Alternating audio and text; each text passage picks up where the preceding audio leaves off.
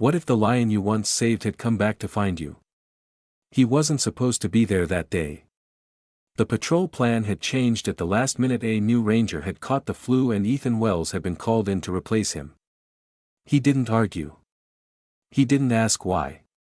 He just grabbed his canvas bag, his old boots, and headed out into the dust-covered savanna just before the sun split the horizon. It was an ordinary day, really. A quiet patrol in the parched heart of Tanzania's conservation zone. But even before the engine started, there was something strange in the air. Not wrong, just heavy, as if the air was waiting for something. Half an hour into the patrol, Ethan stopped the jeep on the edge of a field. He didn't know why. There were no tracks, no calls, no radio alerts. Just a stirring in his chest, a silent pull. Just like the kind he felt 4 years ago, that day that changed everything. That he was new then. She had only been in the wildlife project for 3 weeks when she heard moans coming from somewhere near the fence line. Thin, broken, too real to ignore. He remembered every step he had taken that morning. Every second of it. The moment he realized it wasn't a bird or a wounded wildebeest, it was a lion cub. He was entangled in a thorny trap.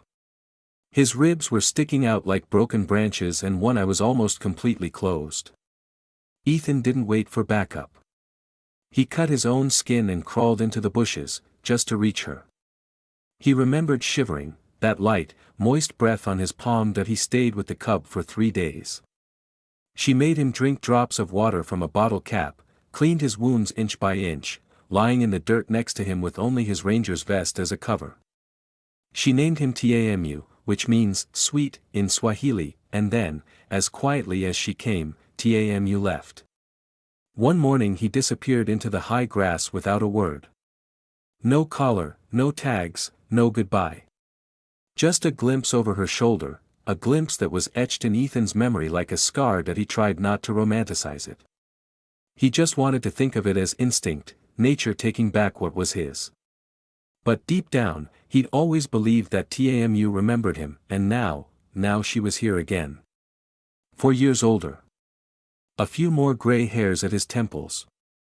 But Ethan felt the same heaviness in his chest as he looked out over the horizon. The same quiet whisper, "Look again," then he saw it, not a roar. No movement. Just a single paw print in the dirt, too small for a lioness. Not random enough to be a mistake. It wasn't made by the wind, someone had left it deliberately. A vague but deliberate trail, a path leading away from the main road. Ethan's breath caught. He thought about getting back in the jeep and radioing it in. But he didn't. His boots were already moving before his brain let him. He stepped off the gravel path and followed the tracks. Point 1, then 2, then more. The tracks snaked through bushes and dry grass. It seemed to become clearer with each step. As if they were meant to be followed. Then, looking over a small hill, he saw movement. Low. Golden in color. A lion cub, but it wasn't Tamu. This one is smaller. More disheveled. And yet, he stood tall, ears forward, eyes wide and fearless. Ethan froze. His heart was beating so hard it echoed in his throat. The cub did not roar. It didn't run away. Instead it turned, looked at him once and started walking. Slowly. With determination. As if she knew where she was going and expected Ethan to follow her, and he did. She didn't think. He didn't question. He just walked. Through the thorny grass and cracked earth. In the shivering heat. He didn't know how long they walked. 10 minutes. 30. An hour. Time had multiplied. All he knew was that this pup appeared like a ghost from the past, and was taking him somewhere. It seemed to be taking her somewhere important, somewhere only he needed to see, and in the silence between his steps, the sweat running down his back, his skin covered in dust, Ethan's mind was racing. What if this pup was a message he needed to understand? What if Tamu had sent it? As Ethan walked behind the cub, he felt like he was tapping the veins of a story hidden beneath the soil. With every step, he was walking across an invisible bridge between the past and the future. This was no longer just a patrol. This was an echo of a good deed 4 years ago, and now that echo was becoming a new voice. The cub led the way, but every now and then he turned to look at Ethan. There was no curiosity in his eyes, no fear. Instead there was something, a kind of wisdom. As if it was the bearer of a purpose much greater than itself. This lion cub was not an animal, but a messenger with a message. Can an animal really remember? Or can it remind another animal of the past? As his mind raced with these questions, Ethan realized that the ground beneath his feet had changed. What had been firm and dry had given way to a soft, muddy texture. There had been water here before. Maybe there still was. The cub stopped. It sniffed the air for a brief moment, then turned left into a bush.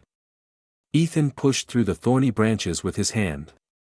Suddenly, the bushes opened and a small clearing appeared before his eyes, and there was something that a trail, but not in the ground that I in the air. The smell. Ethan immediately recognized the smell of heavy, old, rusty metal filling his nose. A trap, and in that moment, he saw a lioness lying in the center of the clearing, her chest barely rising and falling as she breathed. A huge steel trap, attached to her foot, was buried in the flesh. The earth around her was soaked in clotted blood. Her eyes were half closed. But she was still alive. Ethan stopped for a moment. His heart felt like it was going to burst. This was the mother. And this little cub, she had brought him here to call for help. The cub rushed to the mother. He poked her with his nose, moaning. The lioness lifted her head slightly. Her eyes shifted to Ethan. And it was a look, the kind of look that hundreds of people could see and never understand. It was made of pain and fear and at the same time, trust. Ethan knelt down. He pulled out his walkie-talkie, but then he stopped.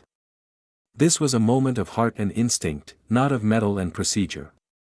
This was not just a wildlife rescue operation, this was an emotional encounter. Slowly he began to approach. His steps were uncertain, looking into the lion's eyes with each movement. Gradually, when he was a few meters away, he stopped. He showed his hand. Empty. Silent. Peaceful. Then she put her bag down, took out her first aid kit. The mother lion didn't hiss. She didn't roar. She just closed her eyes. Ethan examined the trap. It was rusty, old. It had definitely been left by poachers. Such traps were usually meant for rhinos, but now he had caught a lion. Fortunately it hadn't gone to the bone, but the wound was deep.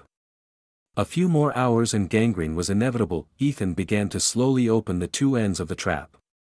Every time he moved, the lioness moaned and the cub made plaintive noises. But he kept going. With trembling fingers, he unlocked the mechanism. With a click, the trap finally opened and the claw was released. The mother lion threw her head back, letting out a sound that was not quite a scream, but still gut-wrenching. Ethan quickly moved on to the bandages. He took a deep breath before pouring the antiseptic he carried with him. Animals didn't like this part. It hurt like a burn. And so it did. The lioness's fur stood on end, but she didn't move. The cub paced back and forth by his mother's bedside. Ethan wrapped the bandage carefully. Then he looked up and looked at the cub. Because of you, she's alive. As the words left his mouth, he realized what he was saying, that he was thanking an animal, and the thanks did not go unanswered. The lion cub slowly moved closer to Ethan. So close. So close that its breath warmed Ethan's hand. She touched his hand with her little nose. Then it tilted its head slightly, and in that moment, once again, Ethan was met with a look he would never forget. That it was a lion's moment of remembrance, but this was not Tamu, this was his cub. When Ethan withdrew his hands, the cub was still beside him. For a few seconds, just a few more seconds, he let her touch it. Then suddenly she turned and ran back to her mother. The lioness looked at Ethan once more. There was no anger or fear in that look, only acceptance. Ethan stepped back, walked slowly backwards, and when he reached the bushes he stopped and waited. The cub looked back once more. Then he curled up next to his mother and laid his head on her chest. As her eyes closed, so did Ethan's. The purity and silence of that moment penetrated him. That night, Ethan said nothing as he sat in front of the campfire. He told the other rangers what he had seen, but did not go into details. Because what happened was not something that could be put into words. It was not a report, it meant something. No matter how much we describe some moments, those who have not lived that moment cannot understand our feelings. Were there moments when you felt that you could not fully convey the emotions of the event you were describing? With the first light of the morning, Ethan went back to the same area. But this time there was no mother or cub. There was only a broken trap, tracks on the ground and a few drops of dried blood.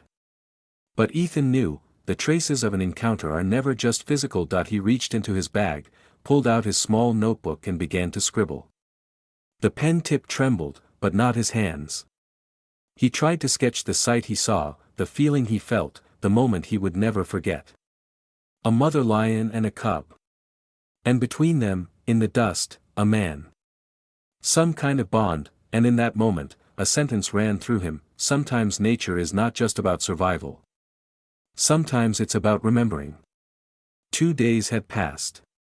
There was no sign of the cub or its mother. Every morning Ethan went to the same path, looking for a trail through the bushes, but he came back alone. An emptiness was growing inside him. It was like an incomplete sentence, but something was missing, a farewell, an answer. That morning, the fog had descended on the plow. The sun still hadn't risen. Ethan grabbed his backpack and climbed the north slope, not knowing what for. When he reached the top, he carried a familiar smell on the wind, damp earth and warm fur. A rustle. Ethan turned suddenly, and there they were, mother and cub stood in the shade of the trees. But this time the mother lion was not alone. She was standing beside him, strong, upright, healed. The bandage was gone now, but there was still a light-colored mark on the foot Ethan had wrapped. From the wound, but evidence of healing, the cub stepped forward. Ethan knelt where he was. He put his hand on the grass, again without saying anything. The cub stopped, then slowly approached. Ethan's heart began to beat like the last time. But this time it was different. It was like a farewell. The cub stopped right in front of him, resting its head in Ethan's hand once more. But longer this time. More conscious. He closed his eyes.